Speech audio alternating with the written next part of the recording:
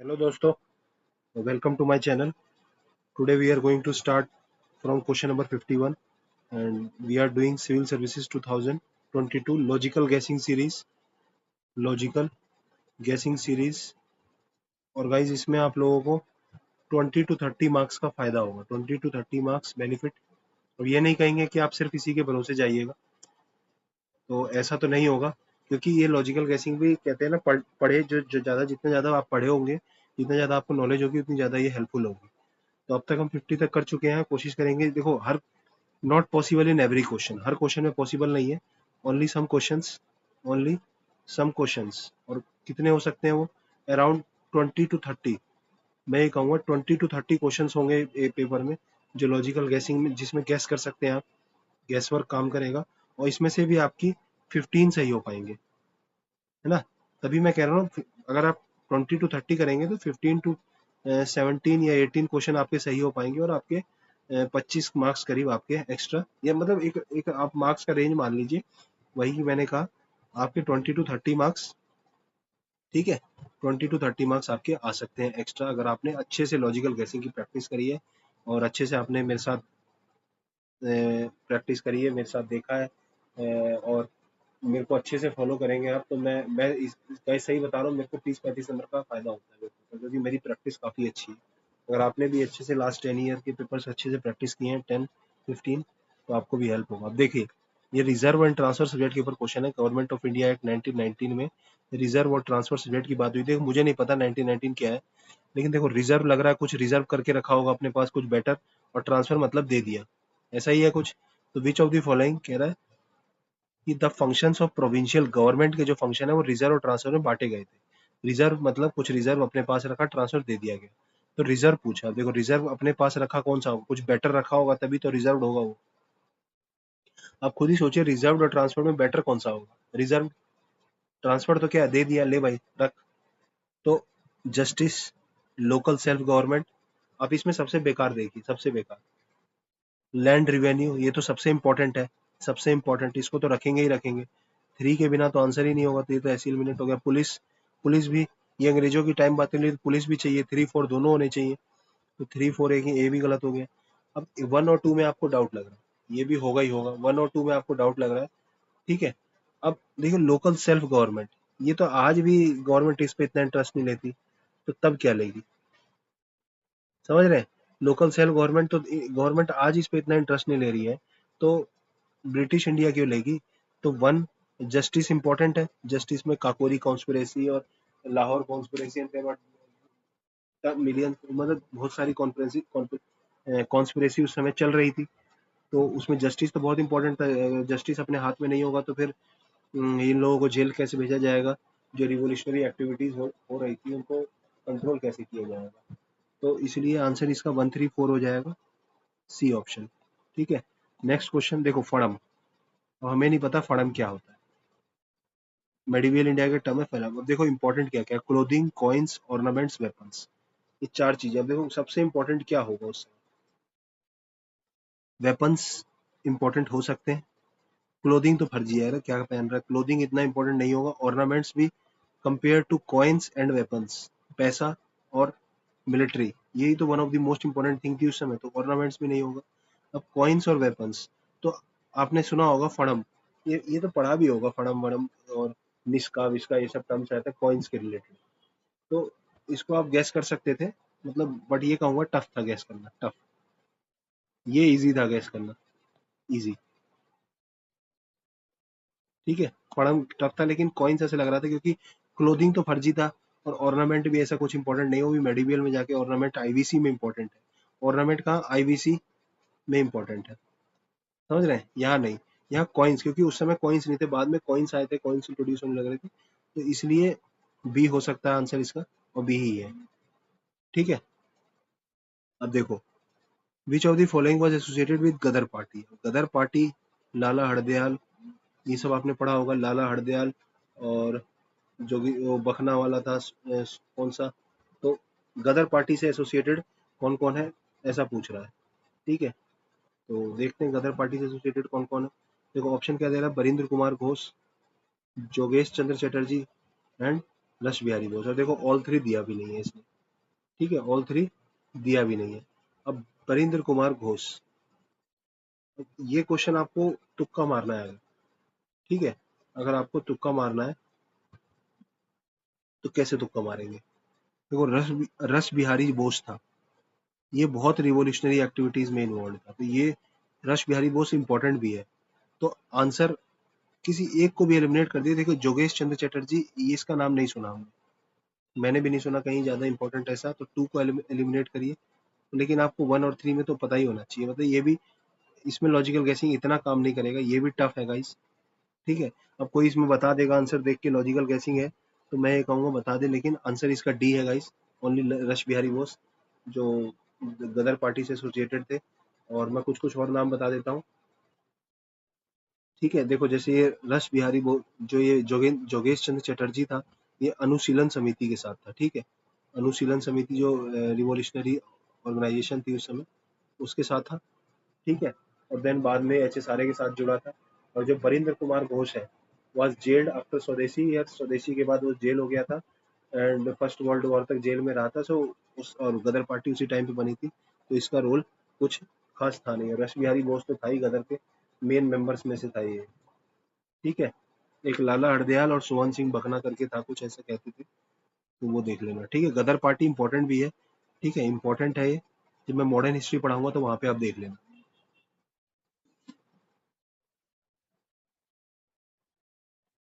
Then next question, Cripps mission, the constituent assembly, Cripps mission के बारे में क्या क्वेश्चन है?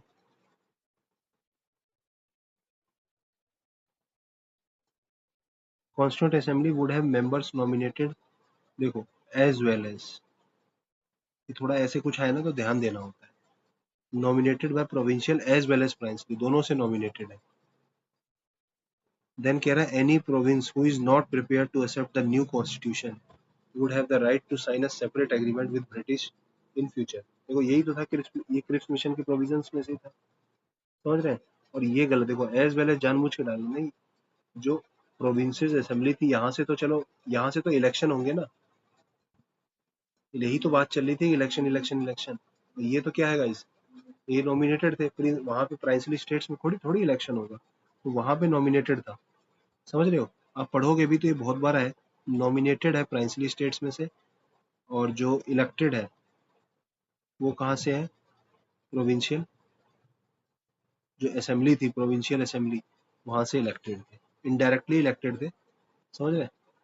और जो कोई भी प्रोविंस, यही तो इशू था कि कोई जो ज्वाइन करने को तैयार नहीं है, वो सेपरेट एग्रीमेंट बना सकता है, और इसको रिजेक्ट कर दिया गया था जवाहरलाल नेहरू और, ठीक है, इसको रिजेक्ट कर दिया गया था, तो इसका आंसर बी हो जाएगा। देन नेक्स्ट, अब देखो, इतना देखो, मैं हिस्ट्री में आपको तुक्का मारना नहीं सिखा सकता, हिस्ट्री तो फैक्ट बेस्ड होती है, कुछ एलिमिनेट हो जाए तो हो जाए, वरना टफ ही है हिस्ट्री। कह रहा है विच of the following Indian history consider कर रहा है, इसमें से पूछ रहा है जैन टेक्स्ट कौन सा है। देखो, अवदाना, अवदाना पीवाईक्यू है, सीडीएस वगैरह किसी ने लगाया तो आपको पता लग जाएगा, Avadana is not a Jain text, ठीक है। तो थ्री को एलिमिनेट करिए आप, थ्री को एलिमिनेट करिए और आंसर आ गया, ठीक है। अवदाना जैन टेक्स्ट है, वो बुद्धिस्ट टेक्स्ट है, और ये भी बुद्धिस्ट है, नेति पतराना, और बाकी ये दोनों जैना के हैं। अब आप याद कर लीजिए, परिशिष्ट वरन,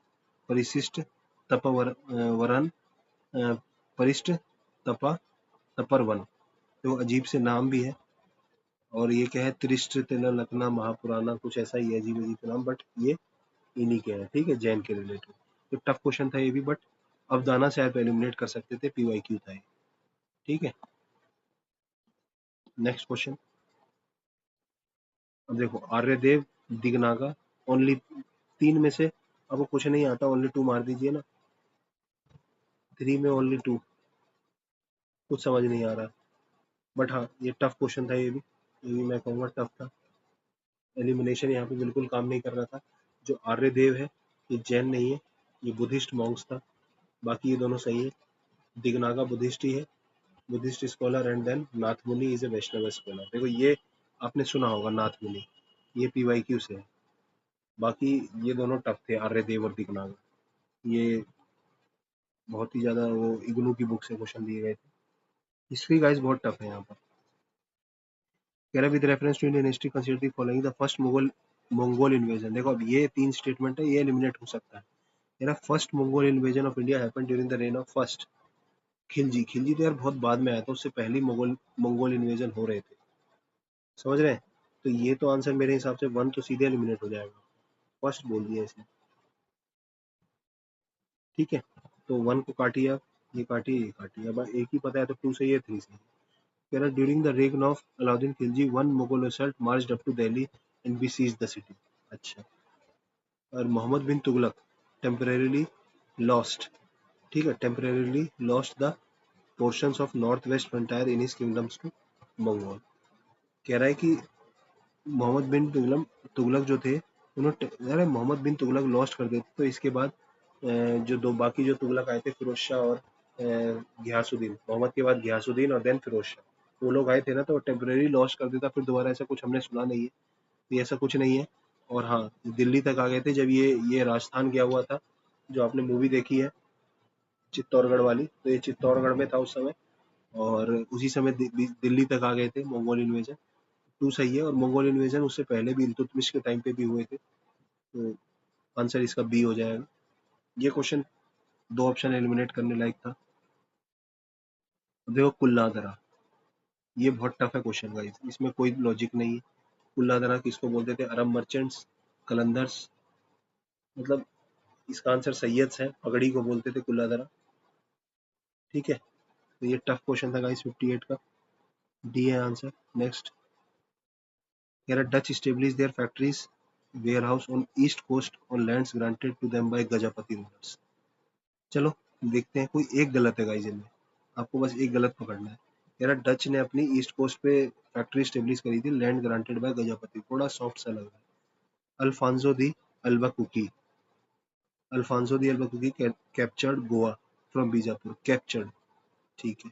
The English East India Company established a factory in Madras on a plot of land leased from representative of Vijayanagara Empire. अब देखो गाइस, ये कह रहा है रिप्रेजेंटेटिव, कोई एक रिप्रेजेंटेटिव होगा, उसने इससे छोट इतना सा भी प्लॉट दे दिया होगा, तो ये क्वेश्चन सही हो जाएगा। तो ये क्वेश्चन, ये 3 तो 100% सही है गाइस। 3 को आप ए को एलिमिनेट करिए, डी को काटिए, क्योंकि 1 2 3 तो कभी सही होता नहीं है। हिस्ट्री विस्ट्री में तो कभी नहीं होगा। अब कोई एक काट करना है आपको। 3 पता लग गया, 1 और 2। देखो 1 और 2 में सॉफ्ट देखिए कौन सा।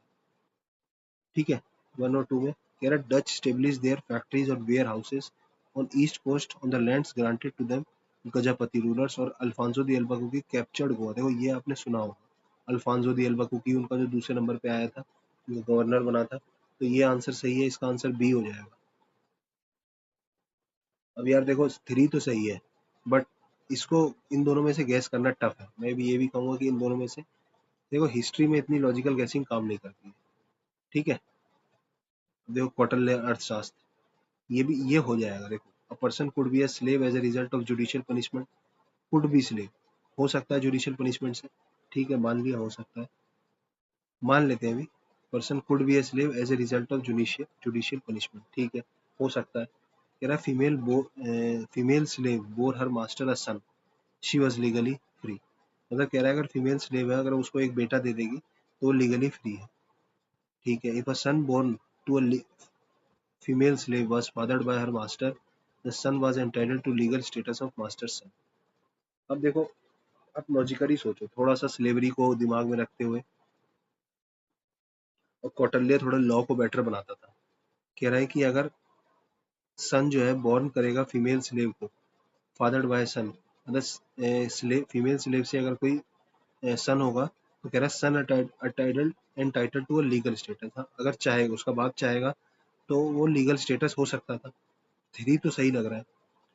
तो आंसर क्या है, फिर वही हो जाएगा, बी और सी में से। अब कह रहा है female slave she was legally free, ये भी नहीं समझ आ रहा, लेकिन ये समझ आ रहा है। देखो person could be slave as a result of, देखो जुडिशियल पनिशमेंट। अरे जुडिशरी खुद उसको स्लेव बना देगी क्या? समझ रहे हो? और अर्थशास्त्र, कौटिल्य की अर्थशास्त्र में बहुत अच्छी मानी जाती है। तो इसका आंसर क्या, ये गलत हो जाएगा। आंसर ये हो जाएगा। मतलब देखो हिस्ट्री में लॉजिक लगाना बहुत टफ होता है। History is very difficult. और यहाँ पे लॉजिक नहीं चलते हैं, बट स्टिल मैं ये कह रहा हूँ कि आप सोचिए कि जुडिशियल पनिशमेंट से किसी को स्लेव बना देगा। जुडिशियल पनिशमेंट तो यार उसको जेल में भेजेगा, डेथ पेनल्टी देगा, उससे फाइन लगाएगा, बट किसी को बोलेगा भाई आज से तो स्लेव है। स्लेव तो खरीदे जाते थे, मार्केट मार्केट प्लेस होता था स्लेवरी का, मार्केट से लिए जाते थे। जुडिशियल थोड़ी होगा। इसीलिए स्टेटमेंट गलत हो सकता है और आंसर बी हो जाएगा, और बी ही है आंसर। ठीक है, मैं सही बता रहा हूँ, टफ है।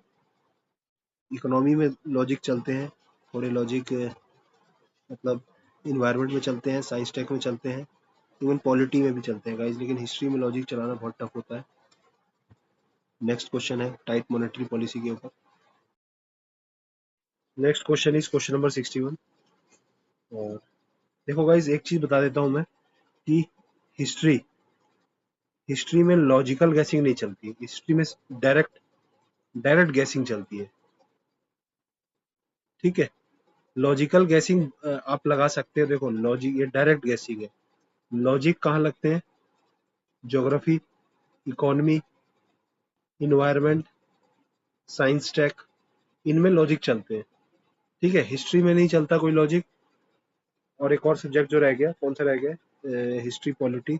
पॉलिटी पॉलिटी में दोनों चलते हैं, 50% क्वेश्चन लॉजिकल गैसिंग और 50% नॉलेज बेस्ड, नॉलेज या डायरेक्ट गैसिंग। मतलब समझ रहे हो, हिस्ट्री में भी आप तुक्का ही बढ़ाना पड़ेगा आपको। मतलब एक आध ऑप्शन आप एलिमिनेट कर पाएंगे, या कुछ एक आध ऑप्शन बहुत ही ऐसा होगा कि आपको कोई आइडिया ही नहीं होगा। ऐसा होगा, 100% ऐसा होगा। तो हिस्ट्री में इसलिए बहुत टफ हो जाता है गैस करना, बट इन सब्जेक्ट्स में इजी हो जाता है। देखो जैसे कह रहा है tight monetary policy of US reserve could lead to, could तो कुछ भी हो सकता है, ठीक है, कुड लीड टू। फिर कह रहा है कैपिटल फ्लाइट में increase the interest cost of firms. तो कैपिटल फ्लाइट मतलब क्या है? कैपिटल फ्लाइट मतलब है कि जो कैपिटल है वो इंडिया से बाहर जा रहा है, ऐसा कुछ बोल रहा है। तो टाइट मॉनेटरी पॉलिसी है यूएस की, तो कह रहा है कैपिटल फ्लाइट हो सकता है, हाँ। और कैपिटल फ्लाइट क्या कह रहा है कि इंक्रीज कर सकता है इंटरेस्ट कॉस्ट, ठीक है। और कह रहा है डिवोल्यूशन ऑफ डोमेस्टिक करेंसी। अब देखो डिवेल्युएट कर रहा है डोमेस्टिक करेंसी को, decreases the currency risk associated with ECBs. अब देखो 1 और 2 एकदम सॉफ्ट लग रहा है, और ये लग रहा है डिक्रीज इंक्रीज। इंक्रीज भी तो हो सकता है। अभी आप कंसेप्ट छोड़िए, आप ये सोचिए कि इंक्रीज भी तो हो सकता है। सो इस क्वेश्चन में क्या हो सकता है आंसर? देखो 1 2 3 कभी सही होता नहीं है, और 3 मुझे डाउट लग रहा है, तो मैं इसका आंसर ए पे जा सकता हूँ। समझ रहे हैं आप? इसलिए लॉजिकल गेसिंग इकोनॉमी में वर्क करता है, लेकिन जरूरी नहीं है कि वो बाकी सब्जेक्ट्स में, हिस्ट्री में वर्क करे या और भी किसी सब्जेक्ट में वर्क करे। देखो ये टफ हो जाता है, बट इकोनॉमी क्या है, थोड़ा सा कंसेप्ट बेस्ड भी है। अगर आपको एक बार कंसेप्ट समझ आ गए, then you won't face any difficulty. ठीक है, अब देखो जब डिवेल्युएट होगी करेंसी तो क्या होगा? अब देखो आपको मैंने हमेशा बताया इसका थोड़ा कंसेप्ट। डिवेल्युएशन मतलब एक्सपोर्ट बूस्ट हो जाएगा। कैसे? फॉर एग्जाम्पल समझते हैं कैसे। देखो अभी डॉलर्स, अभी 1 डॉलर, 1 डॉलर मान लो 80 रुपीज है। तो आप एक्सपोर्ट कर रहे हैं गाइस, एक्सपोर्ट। तो आपने 1 डॉलर का प्रोडक्ट एक्सपोर्ट किया, आप प्रोडक्ट 1 डॉलर का ही एक्सपोर्ट कर रहे हैं, एक्सपोर्ट ऑफ 1 डॉलर ओनली। मान लो 1 डॉलर का एक्सपोर्ट किया, आपको 80 रुपीज मिले। अब करेंसी डिवेल्युएट हो गई, और अब जो रेट चल रहा है, एक्सचेंज रेट, वो 84 रुपीज हो गया। तब आपने 1 डॉलर का सामान बेचा, तो now you are getting 84 rupees. पहले you are getting only 80 rupees. तो अब किस इस केस में क्या हो रहा है? बेटर बेनिफिट, प्रॉफिट हो रहा है आपको ज्यादा।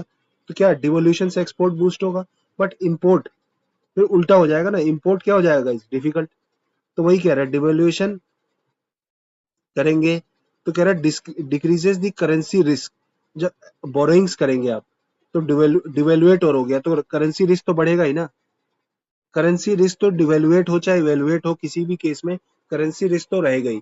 इसलिए कहते हैं गाइस, इसीलिए करेंसी रिस्क के लिए कहते हैं कि मसाला बॉन्ड लीजिए, रुपी डिनोमिनेटेड मसाला बॉन्ड। अब कह रहे थे देखो डिवेल्युएशन ऑफ करेंसी करेंगे तो इंक्रीज करता है इंटरेस्ट कॉस्ट ऑफ बोरोइंग, ठीक है। जब डिवेल्युएट करेंगे तो जो इंटरेस्ट है, जो कॉस्ट ऑफ बोरोइंग्स है, वो बढ़ जाएगी। क्योंकि अब देखो आपको मान लो बाहर से मार्केट से कैसे, इसका भी एग्जांपल देखते हैं। देखो, डिवेल्युएशन हो गया, डिवेल्युएशन हो गया। पहले आप बोरो कर रहे थे, आप अभी भी $1 ही बोरो कर रहे हैं। पहले आपको इसको बोरो करने के लिए 80 रुपीज देने पड़ रहे थे, नाउ यू हैव टू पे 84 रुपीज। सिंपली एक इम्पोर्ट की तरह देखिए कि पहले वो $1 खरीदने के लिए प्रोडक्ट आपको 80 देने पड़े थे, अब आपको 84 देने पड़ रहे थे। तो आपको इम्पोर्ट करना डिफिकल्ट हो जाएगा। इम्पोर्ट डिफिकल्ट, इम्पोर्ट क्या हो जाएगा, डिफिकल्ट। और इम्पोर्ट डिफिकल्ट हो जाएगा तो बोरोइंग्स, बोरोइंग्स भी क्या हो जाएगी, कॉस्टली। वही तो कह रहा है, डिवेलुएट करेंगे तो रिस्क कह रहा है घट जाएगा, नहीं रिस्क बढ़ जाएगा, आपको और ज्यादा पे करना पड़ेगा। आपकी इन्वेस्टमेंट को एडवर्सली इफेक्ट करेगा, नेट वर्थ को भी कम कर देगा ये, समझ रहे हैं? तो इसका आंसर इंक्रीज होना चाहिए और आंसर ए हो जाएगा। लेकिन यूपीएससी ने इसका आंसर मतलब वो दिया है, मतलब इस क्वेश्चन को एलिमिनेट कर दिया है। बट देखो आंसर ए होना चाहिए। बाकी हाँ, इस स्टेटमेंट में भी गलती गलती है, टू में भी या ए में भी, मतलब इन दोनों में से भी एक स्टेटमेंट गलत है, तो इसलिए एक भी आंसर फिट नहीं बैठ रहा था। Getting my point. अब कैपिटल फ्लाइट पैसा जाने लगेगा तो increase interest cost of the business, नहीं डिक्रीज होगा, मतलब समझ रहे हैं आप? लेकिन मे बोल रहा है तो मे किसी ना किसी तरीके से सही हो जाए, बट स्टिल लोगों ने डाउट किया और ये क्वेश्चन गलत हो गया था। तो इस क्वेश्चन को मैंने काफी ज्यादा एक्सप्लेन कर दिया। कह रहा है how many of the are generally known as tea producing state. अब कह रहा है इनमें से कौन से स्टेट्स हैं जो टी प्रोड्यूसिंग के लिए जाने जाते हैं। अब देखो, यूपीएससी जनरली ऑल फोर देता नहीं है, समझ रहे हैं? बट अब ये क्या कह रहा है कि ये नहीं कह रहा है कि हाउ मच नहीं बोल रहा है, ठीक है, बस कह रहा है टी चाहिए। अब टी मान लो आंध्रा में भी मान लो 1 ग्राम हुई, यहाँ भी 1 ग्राम हो गई, यहाँ भी 1 ग्राम होगी और 1 ग्राम होगी, तो गाइस क्या होगा, चारों सही। अगर थोड़ा सा भी टी प्रोड्यूस हो गया तो वो स्टेट हो जाएगा, तो इसलिए इसका आंसर डी हो जाएगा। अब देखो ये एप्लीकेशन बेस्ड है, समझ रहे हैं? एप्लीकेशन बेस्ड हो गया तो इसका आंसर डी हो जाएगा। ऐसे ही क्वेश्चन इजी होते हैं एग्जाम में, you have to pick these questions. और मैं कोशिश करूंगा कि ऐसे कुछ क्वेश्चन एक साथ ले आऊं आपके लिए और आप लोग इसमें महारत हासिल करें, क्योंकि एक साथ एक ही ट्रिक को सिखाएंगे फिर एक ट्रिक से, मतलब मैं 10-12 ट्रिक की एक कंपाइलेशन बनाने की कोशिश करूंगा, I will try. But guys बहुत टाइम लगता है और मेरे पास इतना टाइम नहीं है, तो इसलिए मैंने सोचा कि पेपर वाइज ही सॉल्व करा दिया जाए। देखो कह रहा है इन इंडिया, देखो अभी मैं कंसेप्ट नहीं सिखा रहा हूँ, मैं आपको सिखा रहा हूँ how to solve the question with basic knowledge. आपको ज्यादा नहीं पता है उस क्वेश्चन के बारे में तो भी। तो credit rating agencies are regulated by RBI. देखो ये डाउट हो सकता है, किसी ऑर्गेनाइजेशन का नाम दे रहा है तो जनरली ऑर्गेनाइजेशन का नाम गलत ही होता है। कह रहा है rating agency popularly known as ICRA is public limited company. देखो एक कह रहा है आईसीआरए, पॉपुलर पॉपुलर आईसीआरए कह रहा है पब्लिक लिमिटेड है, हो सकता है। Brick works is an Indian credit, देखो ये तो 100% सही है तीसरा, ठीक है, ये तो तीसरा तो 100% सही है। तो अगर तीसरा सही करना है तो आपको ये देखो ये गलती हो जाएगा, 1 2 3 होगा नहीं और 1 2 होगा नहीं। अब 2 और 3 तो इससे पता चलेगा तीसरा सही है। देखो 1 में एजेंसी दे दिया, हो सकता है ये सेबी के अंडर हो, आरबीआई की जगह सेबी हो सकता है ये नाबार्ड के अंडर हो, मतलब किसी के भी अंडर हो सकता है। इसको चेंज करना बहुत आसान है, और जिसको चेंज करना आसान है उसको यूपीएससी चेंज करेगा ना, जिसको आसान नहीं है उसको क्यों चेंज करेगा। तो इसका आंसर क्या हो जाएगा, बी, 1 गलत हो जाएगा। और ये सेबी के अंडर आते हैं क्रेडिट रेटिंग एजेंसीज, ठीक है। Then next question, bank board bureau. अब देखो ये एफएसआईबी में बदल गया है, अब नॉलेज भी जरूरी है। पहले बैंक बोर्ड ब्यूरो अपॉइंट करते थे बैंक्स के चेयरमैन। अब देखो देखो कितना फद्दू स्टेटमेंट बनाया है, governor of RBI is a chairman of BBB. अरे गवर्नर ऑफ आरबीआई बीबीबी का चेयरमैन होगा क्या, समझ रहे हैं? आरबीआई गवर्नर अलग है, बैंक अलग है। अब ये तो फिर वो कॉन्फ्लिक्ट ऑफ इंटरेस्ट नहीं आ जाएगा, कॉन्फ्लिक्ट ऑफ इंटरेस्ट कि आरबीआई गवर्नर, आरबीआई फिर अब ये बैंक को अपॉइंट करते हैं, बैंक के चेयरमैन को, ठीक है। और गवर्नर ऑफ आरबीआई अगर इसका चेयरमैन होगा तो मतलब आरबीआई गवर्नर बैंक के चेयरमैन को अडॉप्ट करेगा और फिर वो कॉन्फ्लिक्ट हो जाएगा, वो अपने मनपसंद बैंक्स को ज्यादा लोन दे देगा, अपना मनपसंद चेयर लगाएगा, तो ये तो सरासर गलत हो जाएगा 1। और जैसे ही 1 गलत होगा, अगर आपको ये पता है बीबीबी करता क्या है बस, तो इस क्वेश्चन को आप सॉल्व कर लेंगे और आंसर बी आ जाएगा। समझ रहे हैं कितना इजी क्वेश्चन था? अब देखो बाकी दो स्टेटमेंट भी देखते हैं कि एलिमिनेट हो सकती थी या इजी थी, सॉफ्ट थी। देखो बीबीबी रिकमेंड्स, कितना सॉफ्ट वर्ड है, सॉफ्ट वर्ड। रिकमेंड करता है, हाँ सही है। बीबीबी हेल्प्स, इसको तो आप काट ही नहीं सकते। देखो इस क्वेश्चन में 1 2 3 होगा नहीं, और आपको रिकमेंड्स हेल्प्स दो लग रहा है, तो इसका मतलब आप क्या करेंगे, बी मार देंगे। पब्लिक सेक्टर बैंक्स की हेल्प कर रहा है, ठीक है कर सकता है। रिकमेंड कर रहा है सिलेक्शन, रिकमेंड तो कर ही सकता है ना, ले बनाए ना बनाए सरकार, गवर्नमेंट। 64 हो गया, अब नाउ 65। अब देखो 65 में क्या है, कन्वर्टिबल बॉन्ड्स की बात कर रहा है, जो बॉन्ड्स कन्वर्ट हो सकते हैं किसमें, फॉरेन कन्वर्ट मतलब जिसमें रूपी टू डॉलर, और किसी एनी कोई भी रूपी टू डॉलर, पाउंड, किसी में कन्वर्ट हो सकते हैं। कह रहा है as there is an option to exchange the bond for equity, convertible bonds pay lower lower rate of interest.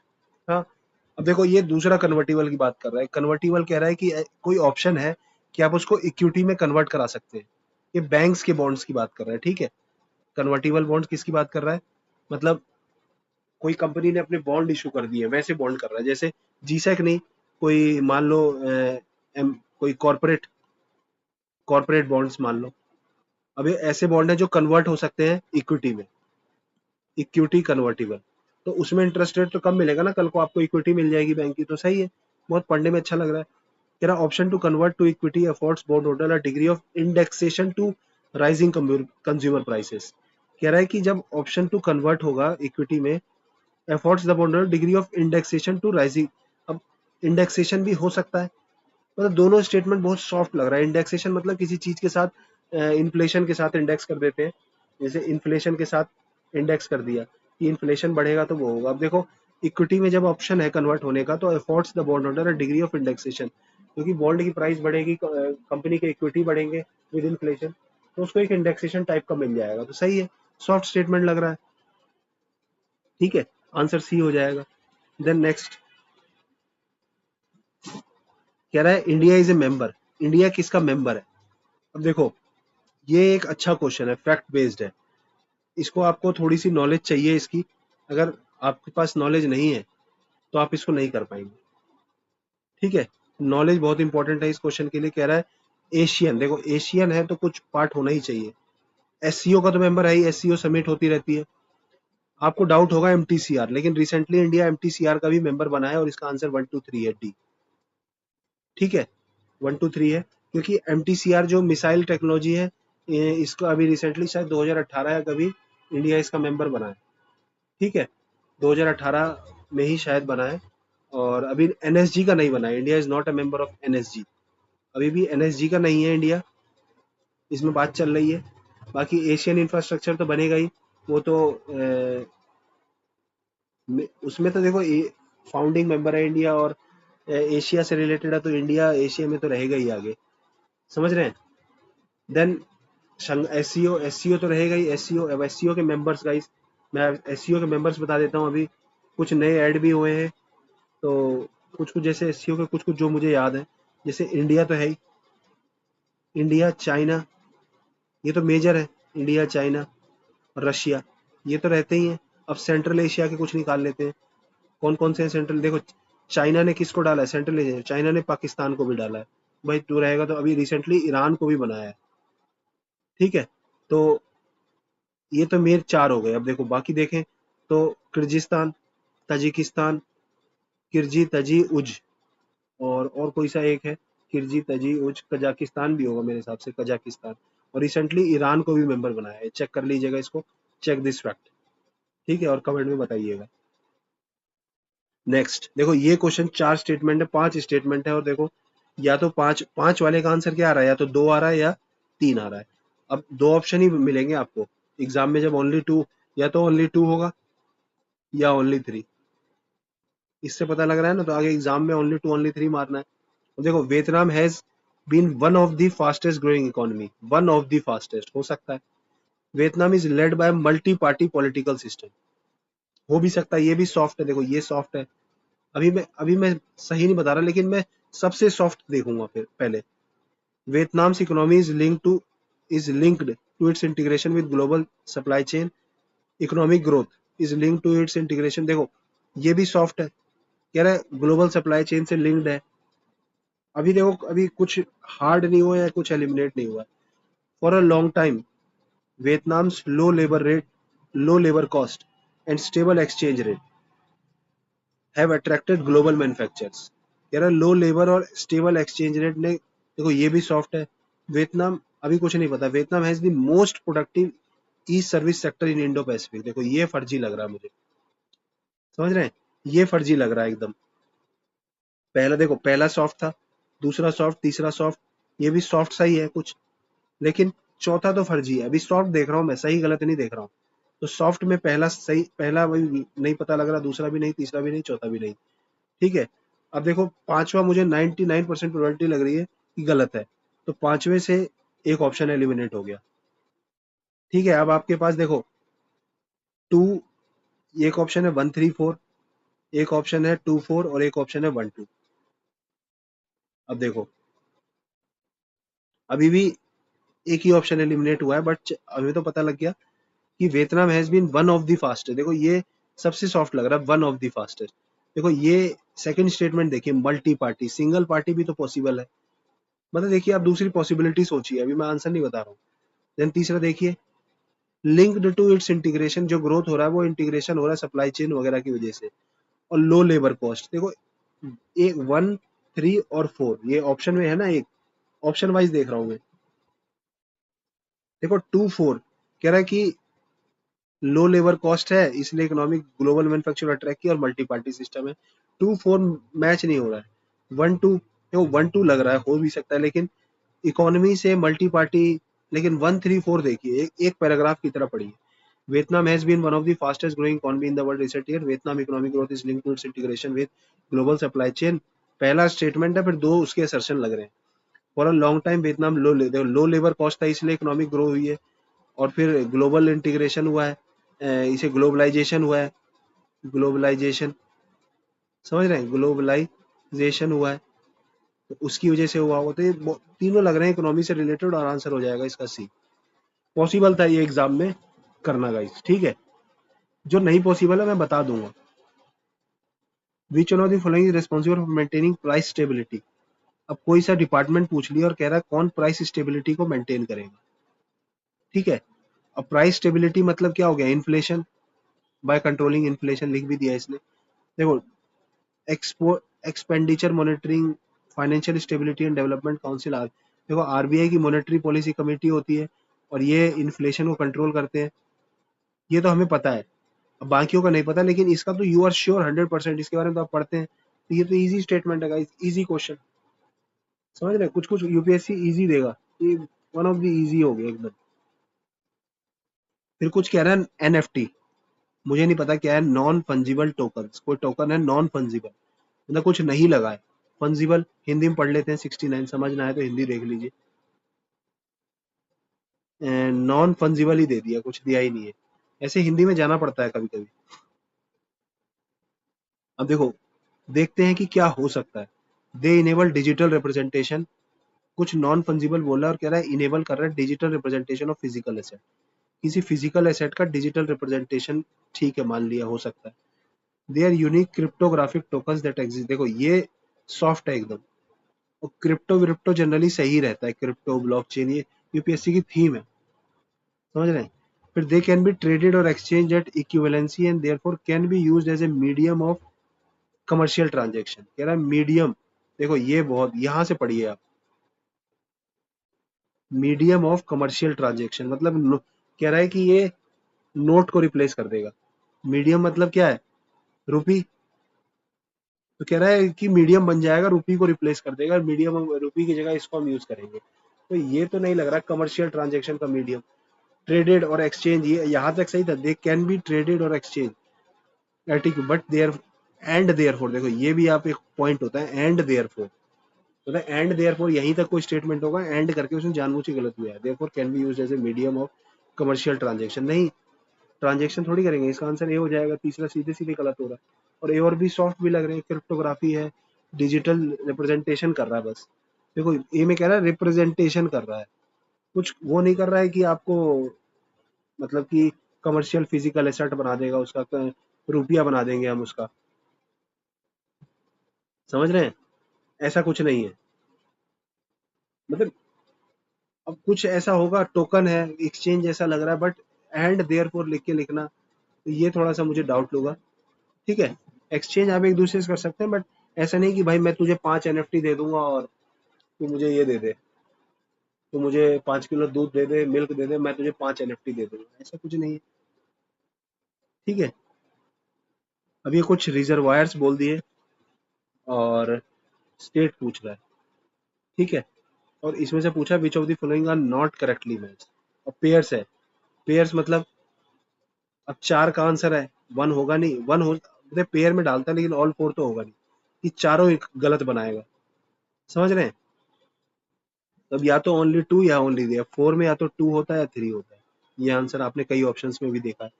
देखो ये 3 था, 3 में 2 था आंसर। अब इसमें हमें पूछ रहा है कि इनकरेक्ट कौन सा है। देखो घाट प्रभा, माल प्रभा, ये किसकी है?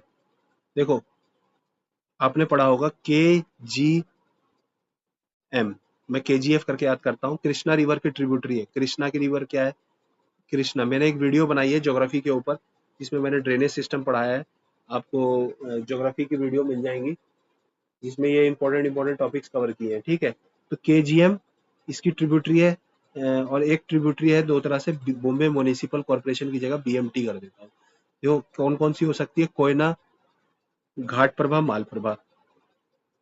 बॉम्बे का क्या है? भीमा, भीमा, और कौन सी हो सकती है? ये तुंगभद्रा, और ये मूसी हो सकती है। भीमा, मूसी, तुंगभद्रा, ऐसा कुछ है। तो जितना मुझे नॉलेज, अपनी नॉलेज अभी करंट में याद है, उसके हिसाब से बता रहा हूँ। तो अब इससे पहला लग रहा है कृष्णा रिवर तेलंगाना या कर्नाटका में बहती होगी, तो हो सकता है कि ये, इट मे बी पॉसिबल, अभी नहीं पता है, लेकिन ये जनरली आंध्रा में होना चाहिए, क्योंकि ये इसकी ट्रिब्यूटरी है और रिजर्वायर भी बोल रहा है। समझ रहे हैं? आंध्रा है या कर्नाटका, ऐसा कुछ होना चाहिए। तो ये तेलंगाना तो मुझे गलत लग रहा है। गांधी सागर, देखो गांधी सागर किसके ऊपर है आपको पता होगा, नर्मदा रिवर के ऊपर लग रहा है।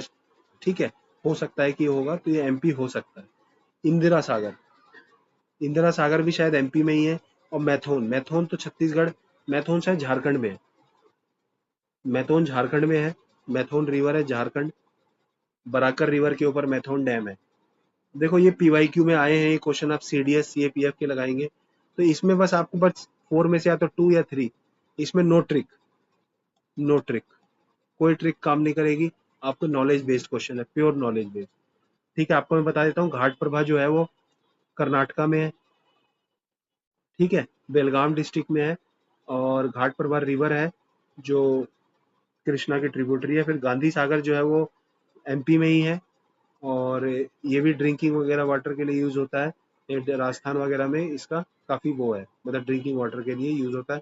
देन इंदिरा सागर, ये भी एक डैम है जो MP में ही है। और ये नर्मदा रिवर में, मेनली ये नर्मदा रिवर के ऊपर है, नर्मदा।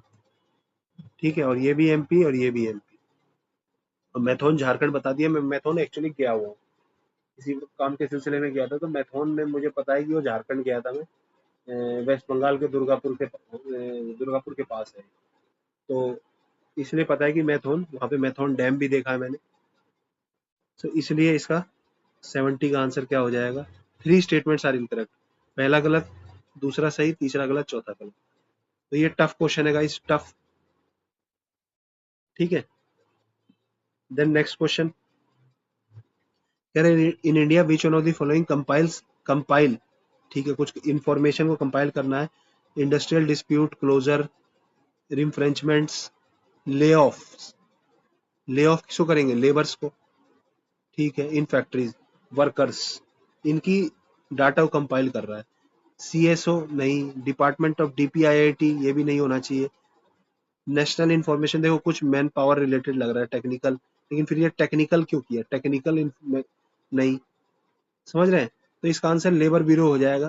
देखो आप ज्यादा दिमाग मत लगाइए, दिमाग लगाएंगे एग्जाम एग्जाम में तो दिक्कत हो जाएगी। आप ज्यादा सोचना नहीं है। हाँ लग रहा है लेबर से है, ले ऑफ इनका डिनर, तो लेबर ब्यूरो का ही काम है। ठीक है, देन CCO कोल कंट्रोल अथॉरिटी, बहुत इंपॉर्टेंट है। ये कोल ग्रेड डिफाइन करती है, किसी भी माइन का कोल, कोल ग्रेड जो है वो क्या होगा, ग्रेड क्या होता है, ग्रॉस कैलोरीफिक वैल्यू को डिफाइन करने के काम आती है। अब देखो ऐसे क्वेश्चन है ना, आप गैस वर्क से कर सकते हैं, यहाँ गैस वर्क काम करना चाहिए। अभी मुझे नहीं पता करेगा नहीं करेगा, बट करना चाहिए। देखो CCO is a major source of coal statics, source है बस, सोर्स ऑफ कोल स्टैटिक्स हो सकता है। इट मॉनिटर कर रहा है progress of development of captive coal और लिमिट, मॉनिटर कर रहा है बस प्रोग्रेस को, कर सकता है। कुछ कंट्रोल ऑर्गेनाइजेशन भी है। It hears any objection to government's notification relating to acquisition, कह रहा है हियर करता है, ये नहीं कह रहा डिसीजन देगा नहीं देगा, हियर। इट इंश्योर करता है कि that coal companies deliver the coal, coal mining company जैसे कोल इंडिया लिमिटेड, ठीक है, deliver coal to end user in prescribe time. नहीं नहीं, देखो ये इसने बहुत ही ज्यादा एक्सट्रीम बोल दिया। कह रहा है ये इंश्योर कर रहा है कि टाइम में, देखो टाइम कोला कैसे जाता है, रेलवे से जाता है, और रेलवे इंश्योर करेगा ना टाइम पे जाए, ये कैसे इंश्योर कर देगा कोल कंट्रोल अथॉरिटी? ये कोई माई बाप थोड़ी है सब चीज का, नहीं। इसको एलिमिनेट करिए, देखो ये एलिमिनेटेड था, आपको दो एलिमिनेट हो गया, 1 2 और 1 2 3 में डाउट है। और तीसरा कह रहा है हियर करता है, ये नहीं बोला कि ये अगेंस्ट डिसीजन देगा नहीं देगा, बस कह रहा है इट कैन हियर, ठीक है, हियर कर सकता है, तो इसका आंसर ए होना चाहिए। समझ रहे हैं? देन देखो ये था ट्रिक के लाइक, 4 इजिली एलिमिनेटेड था, एलिमिनेटेड। अब वही देखो 4 में कितना आया, 3, इसमें भी 4 में कितना आया, इससे पहले वाले 4 में 3 आया, इसमें भी। तो 4 में या तो 3 आएगा या तो 2 आएगा आंसर, ठीक है। अब आप देख लो किस टाइप के जो ज्यादा फैक्चुअल होते हैं, देखो मोर फैक्चुअल है, मोर फैक्चुअल, तो 4 में कितना हो जाएगा, 2। और जो सॉफ्ट स्टेटमेंट टाइप है, सॉफ्ट स्टेटमेंट्स, तो कितना हो सकता है, 4 में 3। ऐसा कुछ मोटा मोटा आप पकड़ के रख सकते हैं। अब यूपीएससी ने इसलिए ओनली 1 ओनली 2 3 कम कर दिया है, मुझे तो ओनली 2 ओनली ओनली 3 तो लग रहा था ब्लेसिंग टाइप का है।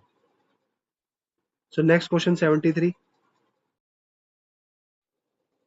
तो गाइस नेक्स्ट क्वेश्चन 73, ये 5th शेड्यूल के ऊपर है पॉलिटी का। देखो हमेशा आपकी ट्रिक नहीं चलेगी, थोड़ी सी थोड़ा सा बेसिक नॉलेज होगी ना, बेसिक, जैसे शेड्यूल्स आपको पता है अगर। अब देखो 5th शेड्यूल के बारे में पहले में बोल रहा है, बस देखो कितना आसान है। पहले में ट्राइबल पीपल की बात कर रहा है, दूसरे में लोकल सेल्फ गवर्नमेंट, तीसरे में यूटीज, और चौथे में स्पेशल कैटेगरी स्टेटस। ये तो हो ही, ये ऐसा कोई शेड्यूल ही नहीं है, ये तो आर्टिकल 371 वाला है। यूटीज वाला फर्स्ट शेड्यूल है, लोकल सेल्फ गवर्नमेंट आपको पता है बाद में ऐड हुआ था। ये 11th और 12th शेड्यूल में जो लोकल गवर्नमेंट है, म्यूनसिपैलिटी एंड पंचायत, तो एक ही ऑप्शन बचता है ना, ये फर्स्ट था।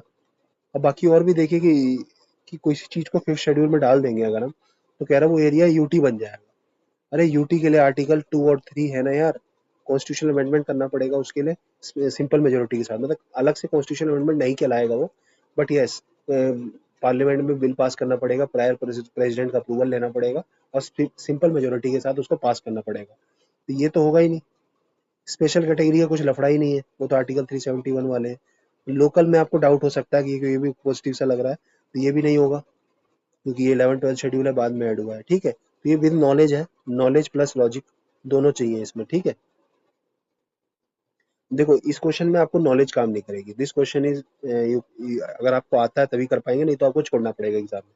लेकिन आप थोड़ा सा लॉजिक लगाएं कि देखो कि सैनिटेशन कॉलिशन प्लेटफॉर्म है, सस्टेनेबल सैनिटेशन है, इज फंडेड, जहाँ पे देखो फंडेड आके government of India plus WHO. देखो जब भी डब्ल्यूएचओ वगैरह का भी आया ना, डब्ल्यूएचओ, वर्ल्ड बैंक, इनकी फंडिंग वगैरह आती है, तो ये जनरली गलत होता है गाइस, ट्रस्ट में ये गलत होगा, ठीक है। और देखो फिर जहाँ पे मिनिस्ट्री देता है, मिनिस्ट्री, वहां मैं नहीं देखता मिनिस्ट्री, मतलब 90% ऑफ द टाइम होता है कि मिनिस्ट्री को गलत करता है, क्योंकि बहुत ईजी है उसको। और देखो जानबूझ के इसने क्या लिखा है, एपेक्स बॉडी, ये नॉर्मल ऐसे भी तो लिख सकता था कि national institute of urban affair is a body under ministry of housing affairs, and ये इनोवेटिव सॉल्यूशन पे काम करता है, एपेक्स मतलब टॉप। और एकदम 100% इसको रॉन्ग बना दिया बस, इसका आंसर डी हो जाएगा, ठीक है। तो इसमें क्या है कि जनरली डब्ल्यूएचओ, वर्ल्ड बैंक ये सब गलत देता है, और मिनिस्ट्री भी जनरली रॉन्ग देता है, ठीक है। आप प्रैक्टिस करिएगा।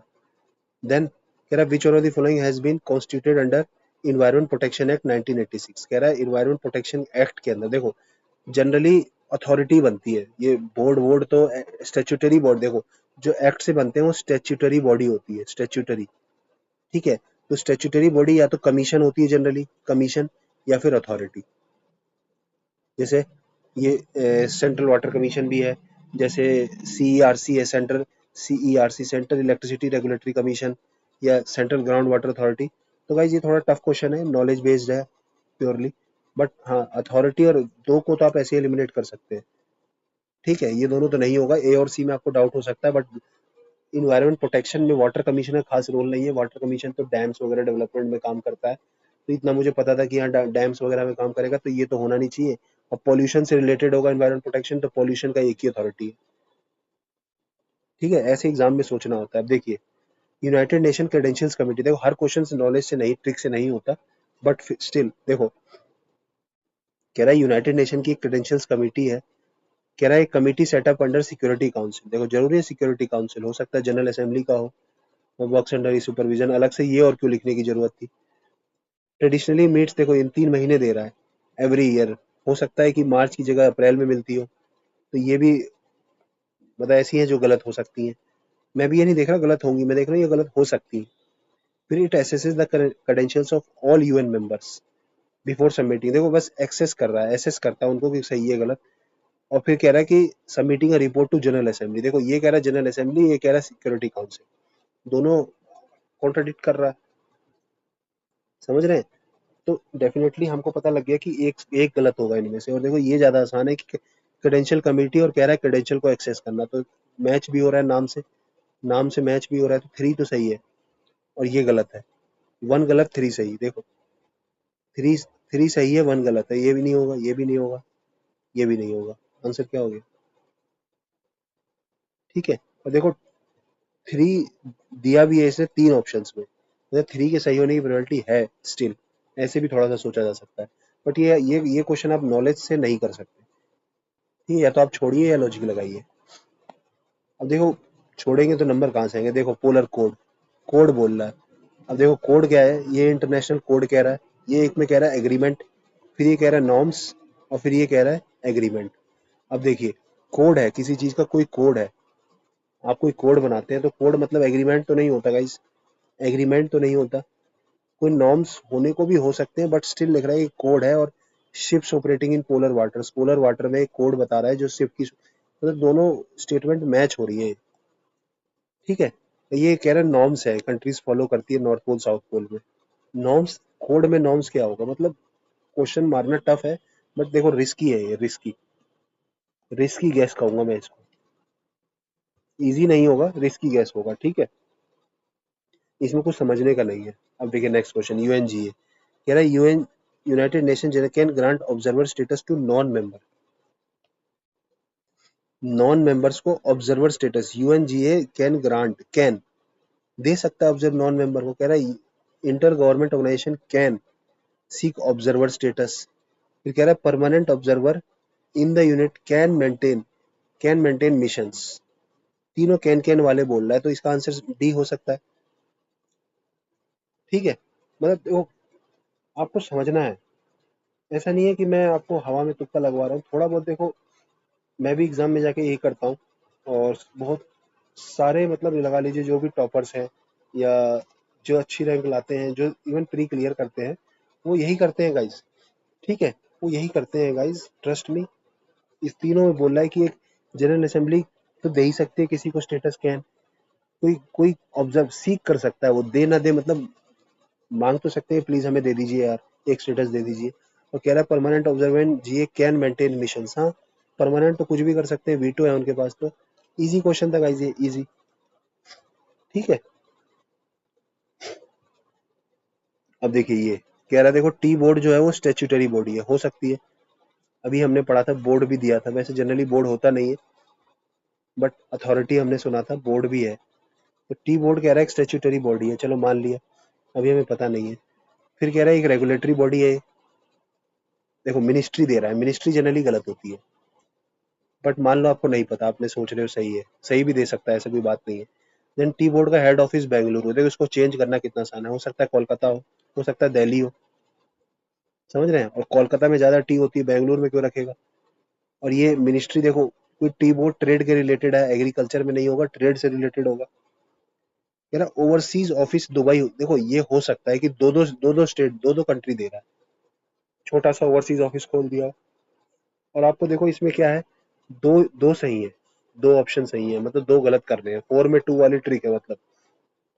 अब देखो 4 3 बार आ रहा है, मतलब ये इसकी प्रोबेबिलिटी है कि ये सही होगा, समझ रहे हैं। और 2 तो देखो मिनिस्ट्री तो गलत ही होगा, तो और 2 एक ही जगह जानबूझ के भी दिया है इसने, तो ये तो होगा ही नहीं आंसर।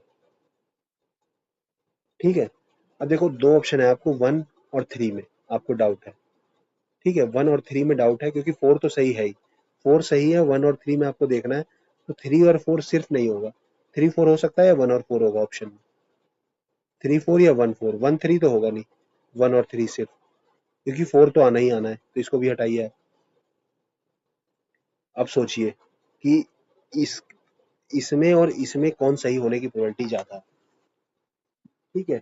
अब टी बोर्ड का हेड ऑफिस हो सकता है कि दिल्ली हो, न्यू दिल्ली, इंडिया में तो सब चीज दिल्ली कैपिटल है, या फिर कोलकाता भी हो सकता है, कोलकाता ही है उसका हेडक्वार्टर, तो ये गलत है इसलिए। अब देखो मुझे आंसर पता है तो मुझे लग रहा है कि हाँ आसान हो सकता है, आप लोगों के लिए हो सकता है टफ हो, बट देखो ऐसे ऐसे इंट्यूशन आपको डेवलप करने पड़ेंगे, प्रैक्टिस करनी पड़ेगी। यूपीएससी में आपको 60 to 70% एक्यूरेसी के साथ गैसिंग करनी है। इतनी एक्यूरेसी अगर आपकी नहीं आ रही है तो आप मत करिए गैसिंग, फिर वो टाइम भी खराब होगा और ज़्यादा गलत हो जाएंगे। अगर आपकी 60 to 70% एक्यूरेसी आ रही है तब आप करिए बिंदास।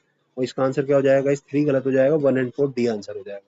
स्टेच्यूटरी बॉडी सॉफ्ट स्टेटमेंट है, कोई भी बॉडी स्टेच्यूटरी हो सकती है, बस एक्ट में डालना है उसको।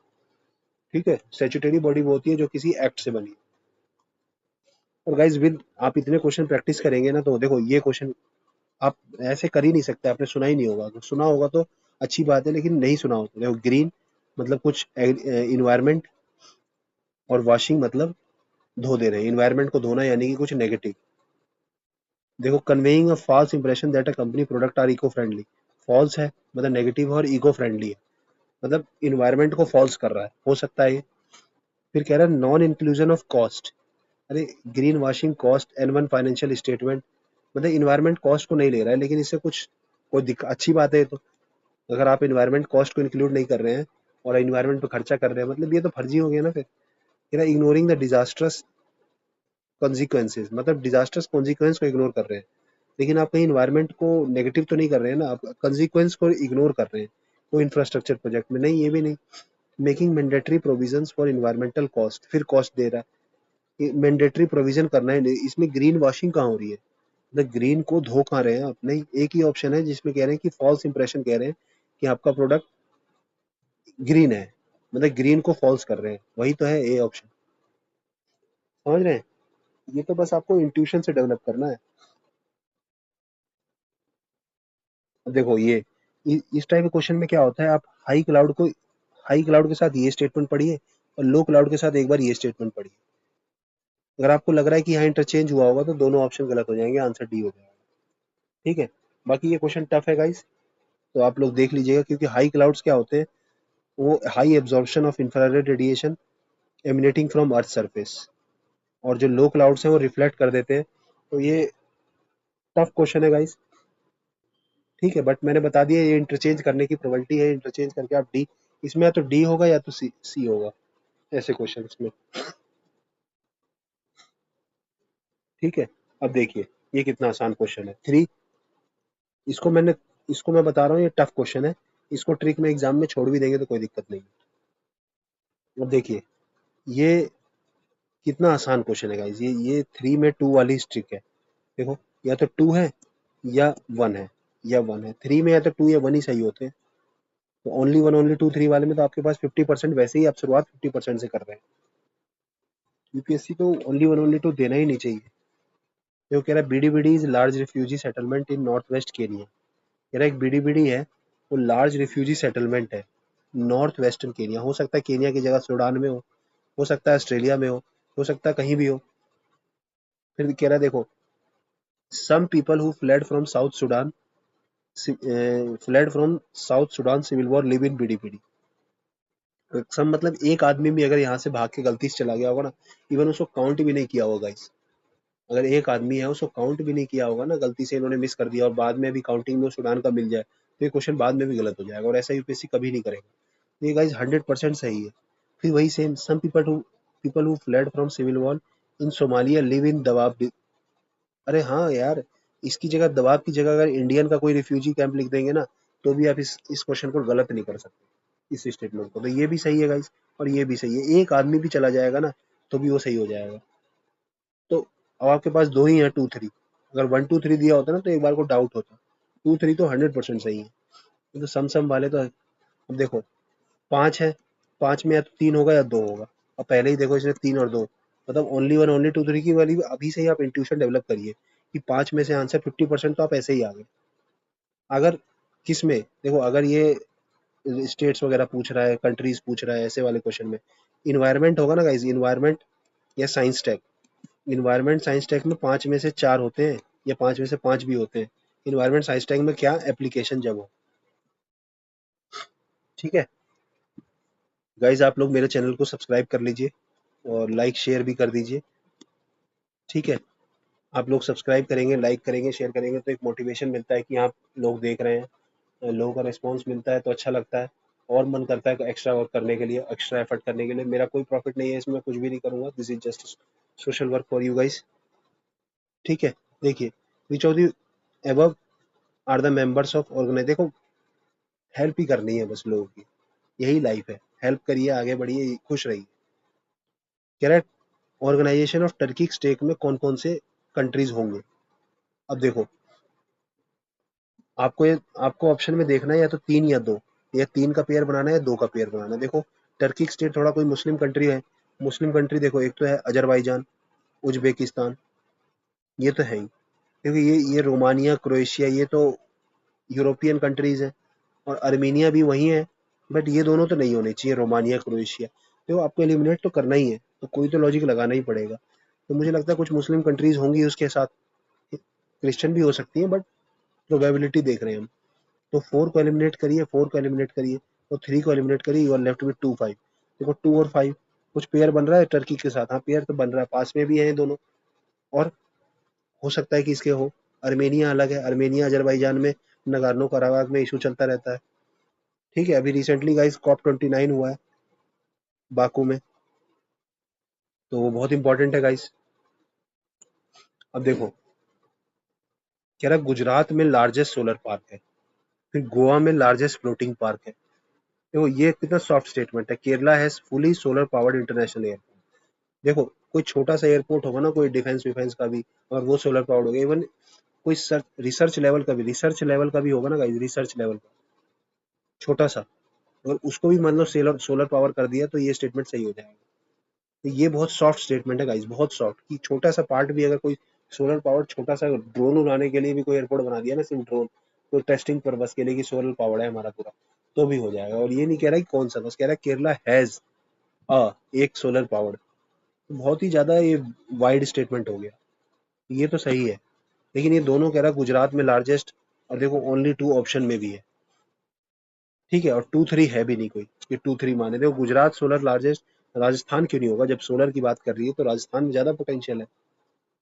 और है राजस्थान में ही है गाइज, ये गलत है और ये भी गलत है। ठीक है, तो इसको ऐसे सोचा जा सकता था, बट ये टफ था गाइज। अब मुझे आंसर पता है तो मैं आपको कह दूंगा, बट आप 2 के साथ 1 2 भी सोचा जाए, 1 2 तो नहीं होगा गाइज। 2 और 3 में आपको डाउट हो सकता है, ओनली 2 ओनली, ये भी आप एलिमिनेट कर देंगे 1 और 3, क्योंकि राजस्थान में डाउट कर लेंगे। देखो यूएन लॉ ऑफ सी के ऊपर बोल रहा है, कह रहा है coastal state has right to establish. देखो आपको पहले ही पता लग गया कि एक गलत है इनमें, बस एक गलत ढूंढना है। ठीक है, एक गलत ढूंढते हैं। कह रहा है coastal state has right to establish breadth of its territorial sea up to limit not extend. देखो 12 नॉटिकल माइल सबने पढ़ा है, मेजर फ्रॉम बेस लाइन, कुछ कर सकता है बाहर, सही लग रहा है ये। कह रहा है ships from all states whether coastal और landlocked enjoy right to innocent. यार इनोसेंट पैसेज बोल रहा है, मतलब प्यार से तो हम निकल ही सकते हैं कहीं से भी। ठीक है, इनोसेंट पैसेज बोल रहा है। कह रहा है EZ shall not extend beyond 200 nautical miles from baseline from bread। देखो ये भी देखो, तीनों बहुत सही लग रहा है इसमें, है ना, तीनों ये बेसिक है गाइस, ये बहुत बेसिक। 12 नॉटिकल माइल हम पढ़ते हैं ये, और उसके बाद exclusive economic zone 200 nautical miles तक पढ़ते हैं। तो गाइस ये इजी क्वेश्चन है, मैं ये कहूंगा इजी बेसिक है। ये तो इंटरनेशनल रिलेशन में सबसे पहले पढ़ते हैं। अब देखिए अगला क्वेश्चन, सेनकाकू आइलैंड। देखो इंटरनेशनल रिलेशन की बात हो रही है, IR। अब IR से रिलेटेड देखना है। कह रहा है एक आर्टिफिशियल आइलैंड है जो चाइना में बनाया है, साउथ चाइना सी में, आर्टिफिशियल आइलैंड। किसने बनाया ये नहीं पता, made by a country, South China, China sea में कोई कंट्री को आर्टिफिशियल आइलैंड बनाने देगा चाइना? देखो ये हो सकता है कि चाइना और जापान एक डिस्प्यूट है, वर्ल्ड में डिस्प्यूट होता है, वही यूपीएससी पूछेगा भी। ये कह रहा है कि ताइवान में अमेरिका ने बेस बना दिया। अरे यार ये तो 100% गलत, ताइवान में परमानेंट मिलिट्री बेस और चाइना, वर्ल्ड वॉर हो जाएगी इसमें तो। फिर कह रहा है इंटरनेशनल कोर्ट ऑफ जस्टिस ने no man's land, no man's land में यूपीएससी क्या मतलब है यार? आपको ए और बी में फिर भी डाउट हो सकता है, इसका तो श्योर शॉट है बी आंसर। देखो 4 में ओनली 2 मार सकते हैं आप, उसको समझ नहीं आ रहा, ठीक है, और आप में यहाँ गलत हो जाएगा, इसका आंसर ओनली 3 है, और इसमें कोई वैसा है भी नहीं, ये टफ क्वेश्चन है गाइस। ओनली 2 मार के आ सकते थे, बट गलत हो जाता हमारा, यहाँ ट्रिक फेल हो गई। होता है कभी कभी, गलतियां तो होती होंगी ना। देखो यहाँ भी आप 4 में 2 मार देते, ओनली 2 सही हो जाता। ये सही है पहला। अब इसमें कुछ समझाने को नहीं है, अब याद कर लीजिए, एनाटोलिया टर्की में है, अम्हारा यूथोपिया में, सही है। जो कैबोडी, ये स्पेन में है, और ये गाइस शायद मोजाम्बिक में है, देख लीजिएगा मोजाम्बिक, ठीक है। कैबो डेलगाडो, ये मोजाम्बिक में है, और ये इटली में कुछ नहीं है इसमें, ये कैटलोनिया तो पता ही है स्पेन में है, तो मुझे पता था पहले भी। कैटलोनिया पीवाईक्यू का है ये पीवाईक्यू है गाइस, कैटलोनिया स्पेन का बहुत बड़ा पार्ट है, डेजर्ट है, देख लीजिएगा एक बार, आप पढ़ लीजिएगा कैटलोनिया डेजर्ट है कि नहीं, ठीक है। गलत भी हो सकता हूँ, मुझे जहाँ तक थोड़ा थोड़ा याद आ रहा है। अब कह रहा है देखो, वाइल्ड लाइफ के ऊपर बोल रहा है, कह रहा है wild life are sole property of the government, बहुत बहुत ज्यादा, मतलब इसने एक्सट्रीम बना दिया इसको, सिर्फ गवर्नमेंट की ही प्रॉपर्टी है। अरे यार कोई एनजीओ की भी तो हो सकती है, कोई हाथी वगैरह किसी पर्सनल बंदे के भी हो सकते हैं, लॉ मतलब परमिशन के साथ हो सकते हैं, ये तो 100% गलत हो जाएगा। 1 को आप एलिमिनेट करिए, ओनली 2 ओनली 3 में फंस गए। कह रहा है अगर किसी वाइल्ड लाइफ को प्रोटेक्टेड डिक्लेयर करेगा तो वो सच एनिमल इज इक्वल प्रोटेक्टेड, कहीं पे भी हो, प्रोटेक्टेड या आउटसाइड, हाँ सही लग रहा है। देखो कह रहा है apprehension of a wild life animal becoming a danger to human life is sufficient ground for its capture and killing, मतलब आपको बस एहसास लग रहा है। अरे मेरे को लग रहा है कि मुझे यार ये कुत्ता मार देगा, मुझे ये शेर मार देगा, मैं इसको निपटाना, इसको मारो यार, ऐसे थोड़ी होगा यार, समझ रहे हैं? बस मतलब एक एप्रीहेंशन से, कह रहा है एक एप्रीहेंशन हो गया तो आप बस किल कर सकते हो, नहीं यार, प्रॉपर वर्डिंग चाहिए यार, बहुत हार्श लॉ है इसके लिए, बहुत टफ लॉज है। नहीं, 3 तो आप वैसे भी एलिमिनेट कर सकते हैं, ए और बी में आपको डाउट हो सकता है। देखो ये क्वेश्चन 4 में ओनली 2 मार दीजिए, काम बन जाएगा, बट ठीक है हमेशा नहीं चलेगा गाइस, देखिए रिस्क है, रिस्की है, रिस्की गैस है, रिस्की गैस। अब देखो धौली उड़ीसा, येरागुड्डी आंध्रा, जोआगुड़ा ये भी उड़ीसा में है, कलसी देहरादून में है। जिसने यूके पीसीएस की तैयारी करी है ना, यूके पीसीएस, इसका एक पेट क्वेश्चन है कलसी, ठीक है। उत्तराखंड में है कलसी, देहरादून में, जोआगुड़ा उसमें है, आप मैप कर लीजिएगा एक। गाइज मेरी major and minor rock edicts की एक वीडियो है, major and minor rock edicts, एक पोर्ट भी है, major and minor plate, tectonic plate करके भी वीडियो है, और एक रॉक एडिक्ट्स करके भी वीडियो है, तो गाइज दोनों वीडियो आप लोग देख लीजिएगा, और जो 2-4 मिनट आपके लगेंगे और उसमें आपका सब क्लियर हो जाएगा। वो प्लेलिस्ट आपको मेरे चैनल में जाएंगे, प्लेलिस्ट में जाएंगे तो आपको UPSC UPSC explanation in short में आपको करके कुछ मिल जाएगा, शॉर्ट में UPSC topic, single topic explanation short करके कुछ मिलेगा, तो आप देख लेना, ठीक है। देखो गाइज ये भी 4 में 2 मार सकते हैं आप, आंसर बी है, लेकिन देखो इसमें कुछ लिंक देखो, ये दोनों चंडेला के हैं और ये दोनों गुर्जर प्रतिहारा के हैं, मतलब इसने एक एक डायनेस्टी पकड़ी, बाकी 2 जबरदस्ती के बना दी। अब भोजन न्यूज में भी था गाइस, गुर्जर प्रतिहारा का है। देखो ये क्वेश्चन, देखो ये क्वेश्चन ट्रिक से ही होगा ये, संगम के बारे में पूछा, देखो संगम में devoid of any reference to material culture, any reference, अरे यार एक्सट्रीम नहीं दे दिया कि मटेरियल कल्चर का कोई रेफरेंस है ही नहीं, अरे कितनी तो एलांगोडिकल की कई कई जो बुक्स हैं उसमें लव वगैरह की बात करी है, मटेरियल कल्चर थोड़ा बहुत तो है, ये तो सरासर गलत हो गया कि अगर वैसे एक लाइन भी मिल गई ना, एक लाइन, तो भी ये स्टेटमेंट गलत हो जाएगा, और संगम लिटरेचर इतना बड़ा है ना, वास्ट है। देखो कह रहा है कि जो वरना है वो known to them, just known कह रहा है, बहुत सॉफ्ट, कि उनको पता है, ये भी नहीं कह रहा कि वो फॉलो करते थे, उनको पता है कि नॉर्थ में वरना चलता था, ये तो बहुत सॉफ्ट है। कह रहा है Sangam has no reference to warrior ethics, अरे यार संगम में फाइट वाइट हो रही थी, कह रहा कोई रेफरेंस ही नहीं है भाई, फिर वही बात होगी, एक लाइन में मिल गई तो खत्म है, refer to Sangam literature refers to magical forces is irrational, ये तो कोई बात ही नहीं हुई, कुछ मतलब ही नहीं समझ आ रहा कि संगम लिटरेचर वो इरेशनल कुछ। तो आंसर इजी है, सॉफ्ट स्टेटमेंट, एक ही सॉफ्ट है।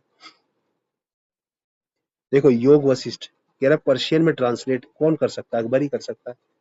कुछ योगा से रिलेटेड चीजें, मतलब कुछ हिंदू रिलेटेड समथिंग को कोई पर्शियन में मुस्लिम चीज में वो करना है ट्रांसलेटेड बाय, किसने किया था, निजामुद्दीन पानीपती। किसके रेगन में, अकबर के टाइम। इजी है ये क्वेश्चन। आपको जब देखो इतने बड़े बड़े लीडर्स आ रहे हैं, आपको तुक्का मारना है तो आप अकबर ही मारोगे ना तुक्का। ठीक है, रिस्की है, मैं ये कहूंगा रिस्की है वो वाला। ठीक है, रिस्की है बट रिस्क वही, डर के आगे जीत है। कह रहा देखो वर्ल्ड का जो टॉलेस्ट स्टैचू रामानुजा कुछ कुछ है, अभी इनॉग्रेट हुआ है। रामानुजा के बारे में, टीचिंग्स के बारे में पूछ रहा है। देखो कह रहा best means of salvation was devotion, भक्ति। डिवोशन मतलब क्या होता है, भक्ति। चैप्टर भी आपने पढ़ा है भक्ति सूफी, तो भक्ति है सेल्वेशन के लिए, कुछ आसान लग रहा है। कह रहा है वेदास इंटरनल होली अथॉरिटेटिव, वेदास के बारे में ऐसी ऐसी बातें, एटर्नल अथॉरिटेटिव, ऐसा वेदास के बारे में कुछ नहीं है। ठीक है, विशिष्ट अद्वैतवाद आपने सुना होगा। कह रहा है logical argument was essential means of highest peace. अरे नहीं यार, देखो साल्वेशन, इसमें भी साल्वेशन, मुक्ति तो चाहते थे, ये सब मुक्ति की तो बातें चल रही थी, तो ए और डी में से ही आंसर होगा। अब कह रहा है साल्वेशन आपको लगेगा मेडिटेशन, मतलब ध्यान लगा के किया जा सकता है। हाँ, ये भी सॉफ्ट है, सॉफ्ट और गुड स्टेटमेंट है। बट देखिए गाइस, भक्ति चैप्टर है आपने पढ़ा है और भक्ति की बात कर रहा है, तो आप भक्ति पे ही जाएंगे, आप ऐसा नहीं मेडिटेशन पे जाएंगे, मेडिटेशन कुछ नहीं पढ़ा हमने। समझ रहे हैं कि हाँ, सेल्वेशन डिवोशन से ही आएगा, मतलब जितना ध्यान लगाएंगे, डिवोशन मतलब भक्ति करेंगे उतना ज्यादा यही तो बात है यार, यही तो हमारा हिंदू, ये तो हिंदू ट्रेडिशन है यार। अब देखो ये क्वेश्चन देखिए, मैं नहीं पढ़ रहा क्या क्या ऊपर लिखा है, यहाँ देखिए बस। Somnath is one of the Jyotirlinga, soft one of the हो सकता है। कह रहा है description of Somnath was given by, description given है गाइस, ये नहीं कह रहा है कि बहुत कुछ। डिस्क्रिप्शन मतलब सिर्फ उसके में अगर सोमनाथ लिखा है ना खाली, ये सोमनाथ वर्ड छोड़ो, एक ये भी लिखा है ना कि गुजरात में एक टेम्पल है, बस इतना लिखा है ना कि तो भी सही हो जाएगा। और अलबरूनी ने कितने किताब दिए, किताबुल हुन, किताब पता नहीं क्या क्या लिखा है अलबरूनी ने। ये तो गाइस 100% करेक्ट होगा, और कोई एक गलत करना है, हिस्ट्री का क्वेश्चन है। देखो pran pratishtha of Somnath temple was done by President S Radhakrishnan. देखो इसको बदलना कितना आसान है, एस राधाकृष्णन की जगह हो सकता है राजेंद्र प्रसाद हो, कोई दूसरा प्रेसिडेंट हो। समझ रहे हैं, तो ये तो सीधे गलत हो जाएगा, आंसर ये हो जाएगा। Easy, easy question. 1 2 3 होता नहीं है, 1 2 3 सॉफ्ट लग रहा है, आंसर हो जाएगा। ये राजेंद्र प्रसाद जी ने किया था, ये पॉलिटिकल मुद्दा चला था अभी। देखो कह रहा है बी और टी सेल्स के बारे में पूछ रहा है। ये देखो कार टी सेल अब तो फेमस हो गया है, इम्यून सिस्टम के लिए होता है, लेकिन देखो they protect the body, they protect the body, ये दोनों सेम सेम से लग रहे हैं। कह रहे दे एलिवेट बॉडी पेन, अरे बॉडी पेन को खत्म कर देते हैं, अरे फिर हम पेन किलर क्यों लेते, ये तो फर्जी बात हो गई। देखो दे एक्ट इम्यूनो सप्रेसेंट, जानबूझ के बड़ा वर्ड दे रहा है, हमारी बॉडी में इम्यूनो सप्रेसेंट की तरह काम करेंगे, अरे नहीं है, हमारी बॉडी को प्रोटेक्ट करेंगे, सॉफ्ट लग रहा है। They protect the body from disease causing pathogens और इन्वायरमेंटल एलर्जेंस, ये तो लाखों करोड़ों इन्वायरमेंटल एलर्जेंस है, सबसे प्रोटेक्ट कर देगा क्या, मतलब कुछ डिजीज से करेगा ना हमारे। देखो ये साइंस टेक का ये थीम है यूपीएससी की, तो ये डिजीज जाएगा। मैं आपको बता रहा हूँ कैसे सोचना है। देखो यार, other than human those made by humans nano particle do not exist in nature, मतलब हमने जो बनाया उसके अलावा दुनिया में नैनो पार्टिकल है ही नहीं, अगर नहीं होता ना तो हमें भी नहीं पता होता। ठीक है, हमने बनाया इसलिए क्योंकि नेचर में होगा कहीं पर, सरासर गलत। ठीक है, अब वन को काटिए, you are left with three, तो 100% कह रहे हैं nano particle of some commercial products which enter the environment are unsafe for humans, कुछ तो अनसेफ होंगे ही, पॉल्यूशन होगा ही। और कह रहा है nano particle of some metallic, किसी ऑक्साइड का used in manufacture of some cosmetics. कह रहा है सम ऑक्साइड को सम कॉस्मेटिक्स, कितना इजी है यार, दोनों सम सम वाले हैं, सम सम सम। ठीक है, इजी था। दो क्वेश्चन और कर लेते हैं। देखो डीएनए बार कोडिंग की बात कर रहा है, वो क्या टूल है एक, किस लिए करेंगे, देखो 1 2 3 है ही नहीं, और जनरली टू तो सही होंगे ही होंगे यार। देखो कह रहा है एक्सेस एज और प्लांट है, मतलब हमारी एज बताना, डिस्टिंग्विश अमंग स्पीशीज, देखो ये सॉफ्ट है, दो स्पीशीज के बारे में डिस्टिंग्विश करना, दोनों पे एक एक कोड लगा दो। बार कोड का मतलब क्या होता है गाइस, बार कोड है, एक डीएनए का बार कोड है बस। We identify the undesirable animal और प्लांट, देखो अनडिजायरेबल पता लगाना, कुछ के डीएनए पता लगा लेना, लेकिन ये देखो एज एक्सेस करना, आप किसी चीज की एज एग्जैक्टली एक्सेस कर सकते हो क्या? फिर तो गाइज जितने भी जो एज ऊपर नीचे करके लिखवा देते हैं डॉक्यूमेंट्स में, बस एक बार कोड लगाया और एज पता लगा लिया तो बोल देंगे तुम घर जाओ अपने, गलत है तुम्हारी एज। मतलब ये तो 100% गलत हो जाएगा। 2 3 आप जाइए, मतलब होना ही नहीं चाहिए एक्सेस द एज। बाकी अगर ये 1 2 3 दिया होता ना ऑप्शन में, 1 2 3, तो आंसर इसका डी हो जाता, बट 1 2 3 नहीं दिया तो इन तीनों में से वन ही एलिमिनेट होगा। कह रहा है इनमें से कौन है जो एसिड ड्रेन करेगा? देखो सल्फर डाइऑक्साइड तो एसिड ड्रेन करेगा ही, और नाइट्रोजन ऑक्साइड देखो, S HNO3, H2SO4, sulphuric acids acid होते हैं ना ये दो, तो 2 4 तो होंगे ही, 2 4 इधर है और कहीं 2 4 है ही नहीं। तो ओजोन से कैसे एसिड बनाएगा? ओजोन देखो रेन में क्या होता है, वाटर, पानी जोड़ दीजिए, और ओजोन क्या होता है, O3। यहाँ कुछ बनेगा ही नहीं, कोई एसिड बनेगा ही नहीं। कार्बन मोनोऑक्साइड, CO में वाटर जोड़ दिए, कुछ बनेगा ही नहीं, तो कुछ नहीं बनेगा इससे। आंसर क्या हो जाएगा? D, B. देखो ये इजी क्वेश्चन है, आपको लग रहा होगा टफ है तो आप थोड़ी सी और एसिड रेन के बारे में पढ़िए, बेसिक एसिड रेन पढ़ा होगा तो भी आपको ये आंसर आप कर लेंगे इजीली। सॉरी गाइस, थोड़ा जुकाम हो गया है। तो हम यही एंड करते हैं 2022 का पूरा पेपर। देखो गाइस अब मैंने 2022, देखो मैं बहुत मेहनत कर रहा हूँ आप लोगों के लिए। 2022, 23 और 2024 ये 3 पेपर मैंने डिस्कस कर दिए हैं। मैं 21 और 20 और कर दूंगा, बस 5 पेपर डिस्कस कर दूंगा आप लोगों के साथ। इससे ज़्यादा की जरूरत नहीं है गाइस, आप लोग खुद प्रैक्टिस करिए इसके बाद। लास्ट 15 16 ईयर्स के यही लॉजिक लगाइए, और खुद 2 4 लॉजिक खुद भी डेवलप करिए। और ट्रस्ट मी गाइज, आप खुद की जो प्रैक्टिस से लॉजिक डेवलप, ये मेरे खुद के प्रैक्टिस से लॉजिक डेवलप हुए हैं। ठीक है, खुद के मैंने कम से कम 30 40 पेपर लगाए हैं गाइज। टेस्ट सीरीज से लॉजिक मत लगाइएगा, प्रीवियस ईयर से ही लॉजिक लगाइएगा। ठीक है, टेस्ट सीरीज से नॉलेज। ठीक है, लिख देता हूँ मैं, जो टेस्ट सीरीज है गाइज, टेस्ट सीरीज, इससे सिर्फ नॉलेज आएगी। ठीक है, जो PYQ है उससे ट्रिक बनेगी, क्योंकि यूपीएससी बना रहा है ना, तो जो क्वेश्चन बना रहे हैं वो सेम सेम बन रहे हैं। प्रोफेसर क्वेश्चन बना रहे हैं तो प्रोफेसर को पता है क्या बनाना है, वही बदल नहीं रहे। लेकिन टेस्ट सीरीज में लोग बदलते जा रहे हैं, कल को मैं ही टेस्ट सीरीज बनाने चले जाऊँ, फिर कोई चला जाए, वो कुछ भी डालता है ना, उसको कितने क्वेश्चन बनाने हैं, ट्रिक ट्रिक ही सोचता रहेगा क्या वो? तो इसलिए टेस्ट सीरीज से सिर्फ नॉलेज के लिए करिए। टेस्ट सीरीज में आप लास्ट के 15 डेज तो टेस्ट सीरीज करिएगा ही मत बस। ठीक है, लास्ट के जब एग्जाम से 15 दिन रह जाएंगे, कहने का मतलब 26 को पेपर है, तो 11 तारीख से आप टेस्ट सीरीज बंद कर दीजिएगा, और 11 तारीख से आप सिर्फ PYQ लगाइएगा, only PYQ, only nothing else. ठीक है, तो हम लोग अलविदा लेते हैं गाइस, और इतने पेपर मैंने करा दिए, इतने भी अगर आप लोग कर लेंगे तो आपका डेफिनेटली 20 to 30 मार्क्स एक्स्ट्रा आएंगे आपके। और ऑल द बेस्ट चाहता हूँ मैं, आप सभी का प्री क्लियर हो, और मेंस में भी हम जुड़ेंगे। और मेरे साथ वाले जो मेरे से जुड़े गाइस, मेरे टेलीग्राम चैनल पे मेरे साथ जुड़िए।